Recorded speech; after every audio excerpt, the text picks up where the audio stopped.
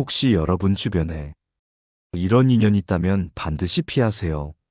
사람은 누구나 인연을 맺고 삽니다. 하지만 모든 인연이 나를 키우는 건 아닙니다. 어떤 인연은 나를 망가뜨립니다. 그 중에서도 가장 위험한 건 겉으론 좋은 사람처럼 보이지만 속으론 내 중심을 조금씩 흐려놓는 사람입니다. 정약용은 이런 인연을 중간 인연이라 불렀습니다. 그는 이렇게 썼지요. 벗이 너무 멀면 뜻이 멀어지고 벗이 너무 가까우면 도가 흐려진다. 이 말의 핵심은 중간 지점에서 나를 흔드는 인연을 경계하라는 뜻입니다. 즉, 완전히 나쁜 사람은 아니지만 그렇다고 바른 길로 이끄는 사람도 아닌 사람. 그들이 가장 무섭다고 했습니다. 정약용의 생에는 이런 인연이 많았습니다. 권력 앞에서 그의 학문을 칭송하다가 그가 유배되자 제일 먼저 등을 돌린 사람들. 그들은 원수도 친구도 아니었습니다. 바로 중간 인연이었지요. 그는 그들을 두고 이렇게 적었습니다. 이익 앞에서는 벗이 되고 위험 앞에서는 남이 된다. 우리는 이런 사람을 가까이 두면 안 됩니다. 그들은 늘 말이 달콤하고 겉으로는 내 편 같지만 결정적인 순간에는 나를 지키지 않습니다. 더 무서운 건 그들이 내 마음의 기준을 조금씩 무너뜨린다는 겁니다. 괜찮잖아, 이 정도는. 세상 다 그렇게 살아. 그 한마디가 나를 흐리게 만듭니다. 정약용은 바로 그 순간을 경계했습니다. 마음의 밝음은 한순간에 어두워진다. 그는 사람을 세 부류로 나누었습니다. 첫째, 나를 밝히는 인연. 둘째, 나를 어둡게 하는 인연. 셋째, 그 사이에서 나를 흐리게 하는 인연. 정약용은 세 번째 부류, 즉 흐림의 인연을 가장 경계했습니다. 왜냐하면 어두운 인연은 금세 알아차릴 수 있지만 흐린 인연은 오랫동안 곁에 머물기 때문입니다. 그는 벗을 사귈 때 이렇게 말했습니다. 벗은 거울이어야 하며 그 거울이 흐려지면 스스로 닦아야 한다. 하지만 어떤 사람은 내 거울을 더럽혀 놓고도 그게 나를 돕는 일이라 말합니다. 그런 인연이 바로 중간 인연입니다. 오늘날에도 이런 관계는 많습니다. 겉으론 위로처럼 다가오지만 사실은 내 불안을 부추기는 사람. 너 그 정도면 잘하고 있어. 내 탓 아니야. 다 세상이 문제야. 그 말들은 달콤하지만 결국 나의 성장을 멈추게 합니다. 정약용은 말했습니다. 쓴 말은 약이 되고 단말은 독이 된다. 쓴 조언을 해주는 사람은 드물지만 그런 사람만이 나를 살립니다. 그는 벗에게 보낸 편지에서 이렇게 썼습니다. 그대는 내 잘못을 보거든. 부디 그것을 말해주시오. 그대가 침묵하면 나는 나를 잃을 것이오. 그는 침묵하는 벗을 가장 슬퍼했습니다. 왜냐하면 그 침묵이 내 타락을 방조하는 친절이기 때문입니다. 중간 인연은 늘 부드럽습니다. 하지만 그 부드러움 뒤에는 무책임이 숨어 있습니다. 그들은 갈등을 피하고 싶어 합니다. 그래서 진심 대신 기분 좋은 말만 합니다. 그 말이 관계를 살리는 듯하지만 결국 서로를 망가뜨립니다. 정약용은 말했습니다. 벗은 나를 꾸짖을 수 있어야 하며 그 꾸짖음이 없으면 벗이 아니다. 그는 인연을 감정이 아니라 도리로 보았습니다. 감정으로 맺어진 인연은 변하지만 도리로 맺어진 인연은 오래갑니다. 그가 평생을 걸고 지키려 한 것도 바로 그 도리의 인연이었습니다. 우리가 외로워서 불안해서 그저 내 편이 되어줄 사람만 찾다 보면 이 중간 인연에 쉽게 걸립니다. 그들은 나를 위로하지만 결코 성장시키지 않습니다. 정약용은 이런 사람을 정체의 인연이라 불렀습니다. 벗이 나를 멈추게 하면 그 벗은 나의 도를 해치는 자다. 때로는 따뜻함보다 냉철함이 필요합니다. 인연은 많을수록 좋은 게 아닙니다. 내 마음을 밝히는 사람 한 명이면 충분합니다. 그 한 사람은 나의 거울이 되고 나머지 수십 명은 그 거울을 흐리게 만듭니다. 사람이 중간 인연을 끊지 못하는 이유는 그 인연이 나쁘지 않기 때문입니다. 적대하지도 다정하지도 않은 사람. 가끔은 나를 위로하지만 결정적인 순간에는 나를 외롭게 만드는 사람. 이 모호함이 사람을 붙잡습니다. 정약용은 이런 관계를 일찍이 경계했습니다. 그는 이렇게 썼습니다. 사람의 마음은 물과 같아 닿는 곳의 모양을 본받는다. 즉, 곁에 있는 사람의 성품이 내 마음의 형태를 바꾼다는 뜻입니다. 그러니 어떤 사람과 함께 하느냐는 결국 어떤 사람이 되어 가느냐의 문제이기도 하지요. 그런데 우리는 종종 자신에게 좋은 자극을 주는 사람보다 편한 자극을 주는 사람을 찾습니다. 이게 중간 인연의 시작입니다. 그들은 나에게 불편함을 주지 않습니다. 비판하지 않고 늘 공감해주며 괜찮아, 세상이 잘못된 거야. 그렇게 말해주지요. 하지만 정약용은 말했습니다. 나를 편하게 하는 말은 나를 잠들게 한다. 그는 진짜 벗을 이렇게 정의했습니다. 나를 깨어있게 하는 사람. 즉, 나를 불편하게 하지만 결국 내 마음을 곧게 세워주는 사람입니다. 중간 인연은 그 반대입니다. 그들은 나를 흐릿하게 만들고 나의 기준을 느슨하게 합니다. 그러다 보면 어느새 내 중심이 그들의 말에 맞춰집니다. 정약용은 말했습니다. 벗은 나를 돕는 자이되 나의 욕심을 돕는 자가 되어서는 아니 된다. 중간 인연의 핵심은 욕심의 공명입니다. 그들은 서로의 결핍과 불안을 알아채고 그것을 위로라는 이름으로 공유합니다. 너도 힘들지, 나도 그래. 그 공감은 따뜻하지만 그 다음이 없습니다. 성장은 멈추고 현실의 고통을 합리화합니다. 왜 이런 관계가 끊어지지 않을까요? 정약용은 인간의 마음을 이렇게 풀어냈습니다. 사람은 의리를 좇지 못할 때 정을 핑계 삼는다. 즉, 정 때문에 도리를 잃는 것입니다. 중간 인연은 감정의 포장지를 씌운 관계입니다. 그래도 나를 위로해줬잖아. 그래도 나를 나쁘게 말하지는 않잖아. 이 그래도라는 말이 사람을 놓지 못하게 만듭니다. 그는 제자들에게 이렇게 가르쳤습니다. 사람을 대할 때 정이 아닌 뜻으로 대하라. 정은 변하고 뜻은 남는다. 그 뜻이란 도리, 기준, 중심입니다. 이것이 없는 인연은 언젠가 반드시 나를 흔듭니다. 우리가 중간 인연을 끊지 못하는 또 하나의 이유는 외로움입니다. 정약용은 말했습니다. 외로움을 두려워하면 그보다 더한 외로움을 부른다. 외로움은 나를 단련시키는 공간인데 우리는 그 시간을 견디지 못하고 누군가로 채우려 합니다. 그 결과 내 삶엔 사람은 많지만 진심은 줄어듭니다. 그는 또 이렇게 경고했습니다. 사람의 말이 달면 그 뜻은 이미 멀다. 중간 인연은 늘 말이 달콤합니다. 내 기분을 맞춰주며 불편한 진실을 말하지 않습니다.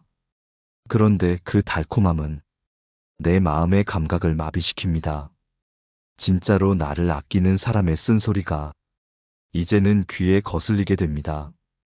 그때부터 나는 내게 해로운 인연을 좋은 인연이라 착각하게 됩니다. 정약용은 말했습니다.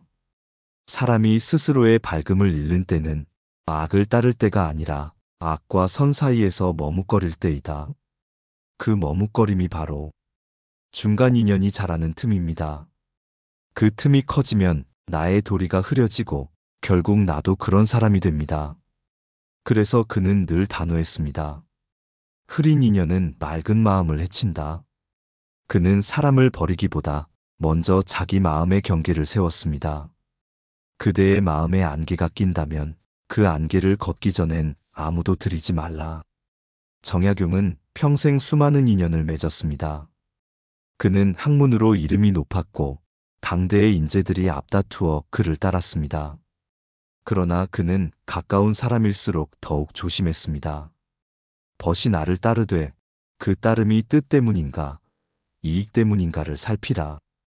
그는 사람의 웃음 속에서 계산을 읽을 줄 알았습니다. 젊은 시절 정약용은 벼슬에 오르며 많은 사람의 찬사를 받았습니다.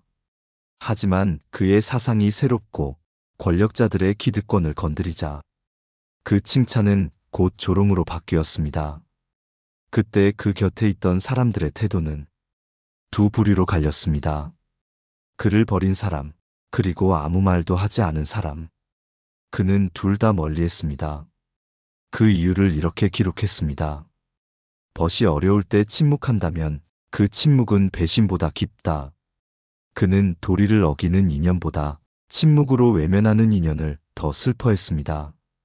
그들이 바로 중간 인연이었지요. 겉으론 나쁘지 않지만 결정적인 순간에 등 돌리는 사람들. 그는 그들을 무정한 벗이라 불렀습니다.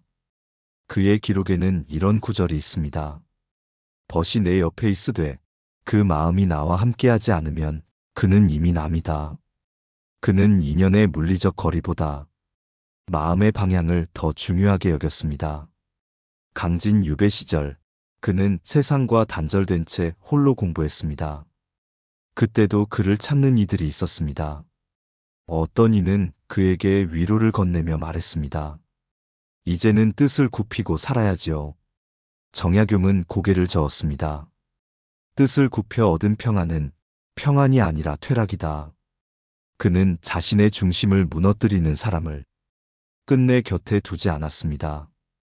또 어떤 이들은 찾아와 스승님, 잠시만 세상의 눈을 속이십시오. 그러면 다시 벼슬길이 열릴 것입니다. 그때 정약용은 조용히 찻잔을 내려놓고 말했습니다. 눈을 속이면 잠시 편하겠지만 그 어둠이 내 마음을 더럽힐 것이요. 그 한마디가 곧 인연의 경계선이었습니다. 그는 자신의 뜻을 흐리게 만드는 말을 아무리 가까운 사람이라도 받아들이지 않았습니다. 정약용이 끝까지 곁에 둔 사람은 쓴말을 하는 벗이었습니다. 그중 대표적인 인물이 황상이었습니다. 황상은 그의 잘못을 가감없이 지적했습니다. 그때 정약용은 이렇게 답했습니다. 그대의 말이 내 귀를 아프게 하나 내 마음을 살린다. 그는 자신을 바로 세우는 말을 무엇보다 귀하게 여겼습니다. 반대로 그가 가장 경계한 부류는 내 기분을 맞추는 사람이었습니다. 그들은 언제나 웃으며 다가오지만 그 웃음 속에는 계산이 있었습니다. 정약용은 말했습니다. 미소가 잦은 자는 뜻이 얕다. 그 미소가 진심이 아닌 경우 그건 나를 흐리게 하는 거울이기 때문입니다. 정약용은 단호했습니다. 벗을 버리더라도 도의 흐름은 버리지 말라. 그에게 인연은 감정이 아니라 도리의 연장이었습니다. 도리를 흐리게 하는 인연은 언제나 나를 무너뜨린다고 믿었습니다. 그래서 그는 세상과 타협하지 않았습니다. 유배 중에도 글을 쓰며 이렇게 말했습니다. 사람이 나를 잊으면 괜찮으나 내가 나를 잊으면 끝이다. 그는 외로움을 견디는 대신 흐린 인연의 유혹을 끊는 길을 택했습니다. 정약용이 우리에게 남긴 교훈은 명확합니다. 적보다 무서운 건 중간 인연이다. 적은 나를 자극하지만 중간 인연은 나를 무디게 만듭니다. 적은 나를 각성시키지만 중간 인연은 나를 타협하게 만듭니다. 그는 말했습니다. 나를 공격하는 자는 나를 단련시키고 나를 흐리게 하는 자는 나를 해친다. 오늘날의 세상은 관계로 가득하지만 진심으로 연결된 사람은 드뭅니다. 우리는 말로는 서로를 위로하지만 속으로는 필요합니다. 바로 이 틈에서 중간 인연이 생깁니다. 그들은 친절합니다. 하지만 그 친절은 지속되지 않는 온기입니다. 처음엔 다정하지만 시간이 지나면 묘하게 피곤해집니다. 그들은 늘 공감해주는 듯하지만 결국 아무 해결책도 제시하지 않습니다. 그들은 당신의 슬픔엔 귀 기울이지만 당신의 성장을 바라진 않습니다. 정약용은 이런 사람을 일찍이 간파했습니다. 말은 부드럽되 뜻이 없으면 그 사람의 정은 거짓이다. 이 문장은 오늘의 인간관계에도 그대로 적용됩니다. 우리는 나를 편하게 하는 사람을 좋은 사람이라 착각합니다. 하지만 그 편안함은 성장의 적입니다. 가짜 공감은 달콤합니다. 그러나 그 달콤함은 오래가지 못합니다. 그래, 너는 잘못 없어. 힘들면 그냥 포기해도 돼. 그런 말은 위로처럼 들리지만 실은 내 책임감을 무너뜨립니다. 정약용은 말했습니다. 도리를 잃은 위로는 독보다 해롭다.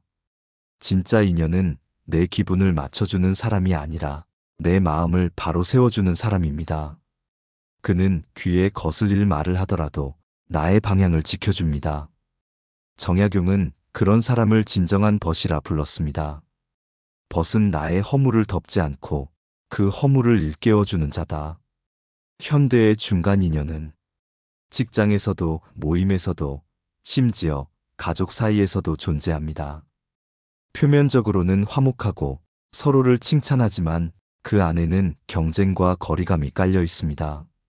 정약용은 이런 관계를 겉의 우정이라 했습니다. 겉이 따뜻하되 속이 냉하면 그 인연은 오래지 못한다. 지금 우리 사회엔 편리한 친절이 많습니다. 불편한 말을 하지 않기 위해 진심을 숨긴 채 미소로 버팁니다. 하지만 정약용은 그런 태도를 마음을 속이는 예의라 불렀습니다. 예의로 꾸며 진심을 감추면 그 예의가 도리를 해친다. 즉, 무례보다 무성의가 더 위험하다는 뜻입니다. 중간 인연의 또 다른 모습은 관계 피로입니다. 우리는 서로를 의식하느라 진짜 나를 잃어갑니다. 남의 눈치를 보며 속마음을 숨기고 괜찮은 척하며 지칩니다. 그러다 결국 마음이 닳습니다. 정약용은 말했습니다. 사람의 마음이 닳는 것은 일이 많아서가 아니라 거짓된 관계를 오래 견뎌서다. 그는 관계의 해독제를 제시했습니다. 말이 많으면 뜻이 줄고 뜻이 깊으면 말이 짧다. 즉, 깊은 관계일수록 말이 적고 겉도는 관계일수록 말이 많다. 오늘의 중간 인연은 말이 많습니다. 그들은 늘 내가 널 이해한다고 말하지만 정작 이해는 없습니다. 정약용은 진짜 벗과의 관계를 묵묵한 동행이라 불렀습니다. 함께 있어도 말이 필요 없는 사람, 그가 곁에 있으면 마음이 고요해지는 사람. 그런 관계는 많지 않지만 그 한 사람만으로도 인생은 든든합니다.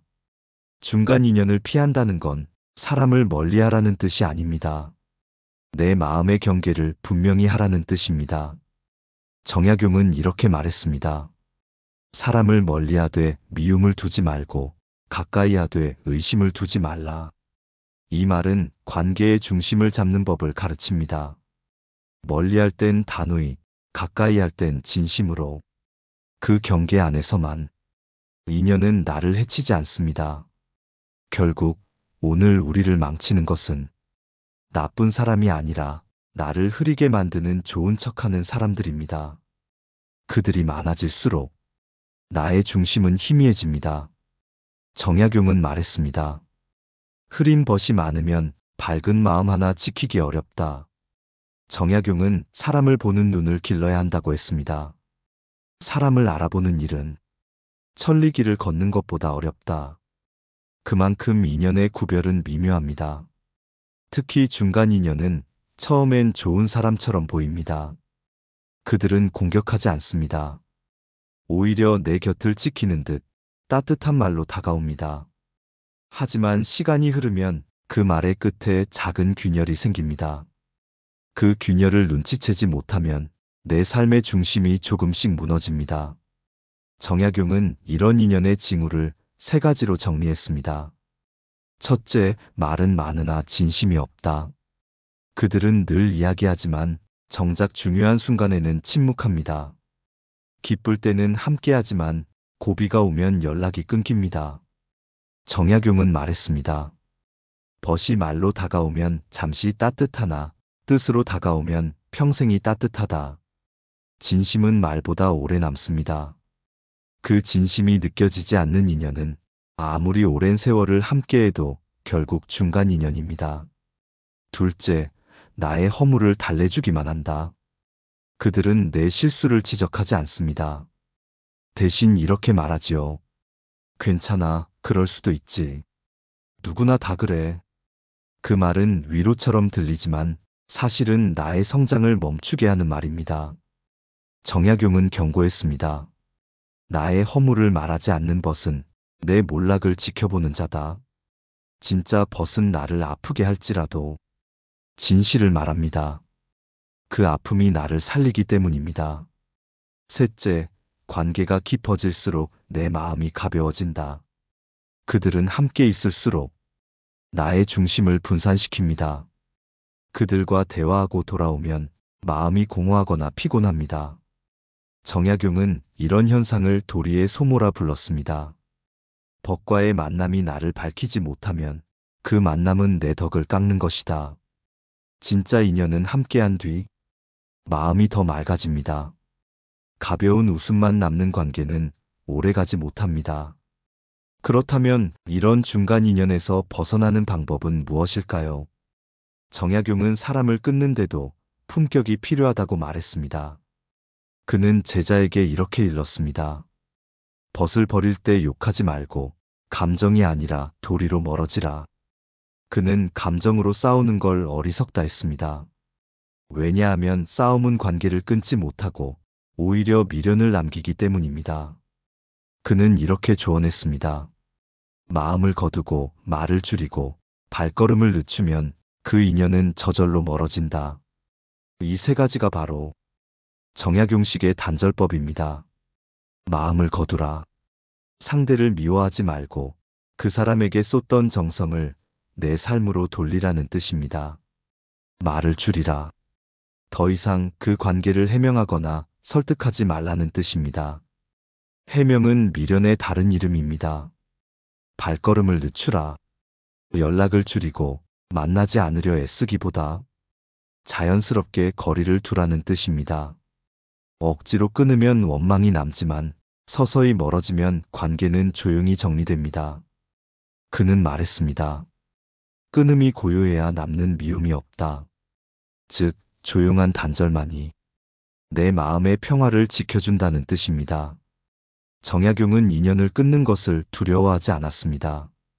그는 사람보다 자신의 도를 더 귀하게 여겼습니다. 도리를 잃는 인연은 사람을 잃는 것보다 해롭다. 그는 스스로에게도 단호했습니다. 마음이 흐려지는 인연은 내가 먼저 손을 거두어야 한다. 그게 진짜 자기 존중이었습니다. 오늘 우리에게도 이 말은 같습니다. 가짜 공감에 기대지 말고 편리한 친절에 머물지 마십시오. 그들은 당신을 달래주지만 당신을 더 깊은 사람으로 만들진 못합니다. 정약용의 철학은 분명했습니다. 벗은 나를 돕는 자이지 나를 멈추게 하는 자가 아니다. 사람과의 인연에는 머무를 때가 있고 떠나야 할 때가 있습니다. 그러나 우리는 그 때를 잘 모릅니다. 이미 마음이 다했는데도 정 때문에, 미련 때문에, 혹은 외로움 때문에 인연을 붙잡습니다. 정약용은 그것이 사람을 망치는 첫걸음이라 했습니다. 그는 이렇게 썼습니다. 인연이 다했는데 붙드는 것은 마른 나무에 물을 붓는 것과 같다. 즉, 이미 생기가 사라진 관계에 정성을 쏟아봤자 결국 썩은 뿌리만 남는다는 뜻이죠. 정약용은 떠날 때를 아는 것을 인의 마지막 단계라 했습니다. 머무름은 쉬우나 떠남은 어렵다. 그러나 떠남을 모르면 머무름도 더럽혀진다. 그는 오래된 인연일수록 그 관계의 끝을 정리할 줄 알아야 한다고 가르쳤습니다. 진짜 인연은 매달림이 아니라 서로를 위한 결별로 완성된다고 말했습니다. 그의 유배 시절 이야기를 떠올려 봅시다. 그는 오랜 벗들 중 절반 이상을 떠나보냈습니다. 그들이 변해서가 아니라 그들의 길과 자신의 길이 달라졌기 때문입니다. 그는 이렇게 썼습니다. 길이 달라졌으니 원망할 이유가 없다. 다만 각자의 길을 밝히면 된다. 이 얼마나 단단하고 또 다정한 결별입니까? 정약용은 이별을 미움이 아니라 공부의 한 과정으로 여겼습니다. 벗이 떠나면 내 마음을 살펴라. 그 떠남이 나의 교만에서 비롯된 것은 아닌가. 그는 이별을 탓하지 않았습니다. 대신 스스로를 성찰했습니다. 이게 그가 말한 도의 사람의 자세였습니다. 그렇다고 아무렇지 않았던 것은 아닙니다. 그는 인간이기에 외로웠습니다. 하지만 그 외로움 속에서 깨달았습니다. 빈자리를 두려워 말라. 그 자리가 도의 자리가 된다. 사람이 떠난 자리에 슬픔이 남지만 그 슬픔을 외면하지 않고 받아들이면 그 자리에서 마음이 자랍니다. 그 자리가 나를 지키는 힘이 되는 것이지요. 우리는 종종 이렇게 말합니다. 그 사람이 나쁜 건 아닌데 이상하게 곁에 있으면 힘이 빠져. 그 느낌을 무시하면 안 됩니다. 정약용은 그것을 마음의 신호라 불렀습니다. 사람이 나를 무겁게 만들면 그 사람은 이미 내 길의 짐이 되었다. 그 짐을 계속 지고 가면 결국 도중에 쓰러지게 됩니다. 떠난다는 건 차갑게 등을 돌린다는 뜻이 아닙니다. 그는 말했습니다. 벗을 멀리하되 미움을 두지 말라. 관계를 맺을 때 도리가 있었다면 헤어질 때도 도리가 있어야 합니다. 그 도리란 감정이 아니라 감사의 마음으로 떠나는 것입니다. 그대가 내 곁에 있어 나를 배우게 했으니 이제 그대가 떠나도 나는 빚이 없다. 그 한 문장 속에는 정약용의 성숙한 마음이 담겨 있습니다. 인연을 정리하는 건 단절이 아닙니다. 그건 마음의 질서를 세우는 일입니다. 남아야 할 사람과 떠나야 할 사람을 구분하는 건 삶의 통찰이자 자기 존중의 실천입니다. 그는 이렇게 마무리했습니다. 사람은 인연으로 배우고 이별로 완성된다. 오늘 우리도 기억해야 합니다. 모든 관계는 내 마음의 일부가 됩니다. 그 마음이 무너질 정도로 힘든 인연이라면 그건 더 이상 함께 걸을 길이 아닙니다. 그 사람을 미워하지 않고 놓아주는 것, 그것이야말로 가장 높은 품격의 이별입니다. 인생의 마지막에 남는 인연은 많지 않습니다. 오래된 이름도 젊은 날의 약속도 시간 앞에서는 하나둘 사라집니다. 그러나 정약용은 말했습니다. 남는 인연이 적다고 슬퍼하지 말라. 그 적은 인연이 진짜 인연이니라. 그는 평생 수많은 사람을 만나고 또 수없이 헤어졌습니다. 벼슬의 자리에서든 유배의 산골에서든 그가 지킨 건 단 한 가지 원칙이었습니다. 인연은 나를 맑히는가, 흐리게 하는가. 그 질문 하나로 사람을 분별했고 그 기준 하나로 자신을 지켰습니다. 정약용은 진짜 인연을 이렇게 설명했습니다. 벗은 나의 도를 함께 걷는 사람이다. 그는 감정의 온도보다 뜻의 방향을 더 중요하게 보았습니다. 나를 위로해주는 사람보다, 나를 바로잡아주는 사람, 내 편이 되어주는 사람보다 나를 바른 길로 이끄는 사람. 그런 인연이야말로 삶의 축복이라고 했습니다. 그는 말했습니다. 벗은 나의 거울이요. 그 거울이 맑을수록 내 얼굴이 바르다. 즉, 인연은 결국 내 인격의 반사입니다. 나를 흐리게 하는 인연이 많다면 그건 내 안의 기준이 약해졌다는 신호입니다. 그러니 진짜 인연을 만나고 싶다면 먼저 내 마음을 닦아야 합니다. 그가 말한 맑은 인연에는 세 가지 특징이 있습니다. 첫째, 말보다 침묵이 편한 사람. 그와 함께 있으면 설명이 필요 없습니다. 침묵이 불편하지 않고 그저 존재만으로 위로가 됩니다. 정약용은 이런 관계를 묵묵한 도의 인연이라 불렀습니다. 둘째, 나의 허물을 두려워하지 않고 말해주는 사람. 그의 말이 가시처럼 아프더라도 그 가시는 나를 일으킵니다. 그는 말했습니다. 나를 꾸짖는 벗이 없으면 나는 내 허물에 잠긴다. 진짜 벗은 나를 기분 좋게 하지 않습니다. 대신 나를 깊게 만듭니다. 셋째, 이익으로 얽히지 않은 사람. 그는 말했습니다. 이익으로 맺은 인연은 이익이 끝나면 사라진다. 그와 함께 있어도 계산이 없고 주는 것도 받는 것도 자연스러운 사람. 그런 인연은 오래갑니다. 이 세 가지가 정약용이 말한 진짜 인연의 기준이었습니다. 그는 또한 흐린 인연을 견딘 사람만이 맑은 인연을 알아본다고 했습니다. 속지 않아야 진심을 알아본다. 그 말은 상처와 실망을 겪은 사람만이 진짜 사람의 깊이를 알아볼 수 있다는 뜻입니다. 그래서 그는 인연은 배움의 거울이다 라고 썼습니다. 나쁜 인연은 나에게 분별을 가르치고 좋은 인연은 나에게 도를 가르칩니다. 그가 세상을 떠나기 전 남긴 문장 중 하나가 이렇습니다. 흐린 벗은 바람처럼 스치고 맑은 벗은 하늘처럼 남는다. 그의 마지막까지 남은 사람은 그와 뜻을 나눈 몇 안 되는 제자뿐이었습니다. 그런데 그는 그것으로 충분하다고 했습니다.